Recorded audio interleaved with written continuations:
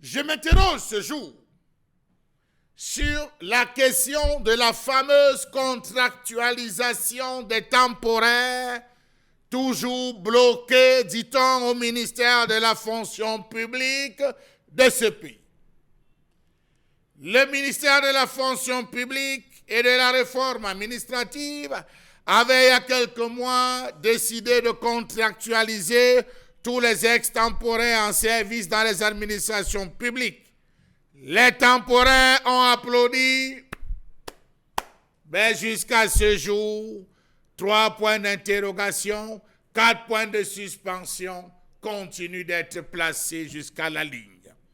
Depuis 2019, le ministère de la fonction publique et de la réforme administrative publie sur le site de son ministère de nombreuses listes relatives à la contractualisation des prétendus temporaires de la fonction publique. Listes qui n'ont par ailleurs rien à voir avec les véritables temporaires de l'administration parce que truffés de noms de personnes souvent cooptées loin du système.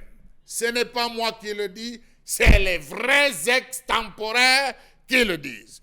Une liste de 6074 temporaires contractualisés a été mise par vague à la disposition d'une trentaine de départements ministériels et autres administrations publiques par le ministre de la fonction publique, président d'un comité ad hoc chargé de la contractualisation de tous les personnels temporaires en service à l'intendance du Palais de l'Unité, des pavillons et résidences présidentielles, dans les services du Premier ministre, au ministère de la Défense et dans les services du contrôle supérieur de l'État. On a eu 3 vagues. La vague du 5 mars 2020, la vague du 15 avril 2020 et la vague du 1er juin 2020. Ça fait 3 vagues. Question. Depuis quand la présidence de la République et la primature ont autant de temporaires? 6074. Expliquez-nous comment la présidence et la primature à elle seule ont 6074 temporaires. Trop de points d'interrogation.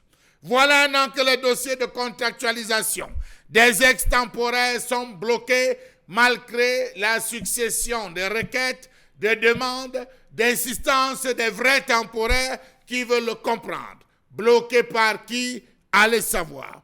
Comment comprendre que les autres procédures ont duré entre 3 et 6 mois dans l'espoir de voir les choses changer, mais à ce jour, les gars, les vrais gars, les temporaires sont là sans aucune explication. Comment comprendre ce réseau mafieux qui s'est mis en place afin d'arnaquer les pauvres temporaires? Comment comprendre qu'ils refusent de les reclasser? Or, ceux qui déboursent des milliers de billets sont intégrés en un clin d'œil. Comment comprendre ce chiffre très avancé par les temporaires? 1 million de francs CFA à verser au bras droit de pour pouvoir se faire intégrer. Ont-ils la possibilité d'avoir de l'argent? Point d'interrogation. Comment comprendre ces différentes versions? L'une demandant à ces pauvres temporaires d'attendre le résultat de l'audit lancé sur le recrutement des 25 000 de la fonction publique avant de se pencher sur leur cas. Pourquoi les 6074 premiers cas qu'on dit avoir contractualisés n'ont pas attendu l'audit des 25 000? Question. Comment comprendre qu'on demande à ces pauvres gens, je dis bien ces pauvres gens temporaires, dont certains étaient en service à la présidence de la République, au ministère de la Défense, au contrôle supérieur de l'État, d'attendre, eux et leurs familles, le jour où tout sera clair dans les fichiers de l'État pour qu'on se penche sur leur dossier, parce que la masse salariale semble être en questionnement à l'heure où on parle.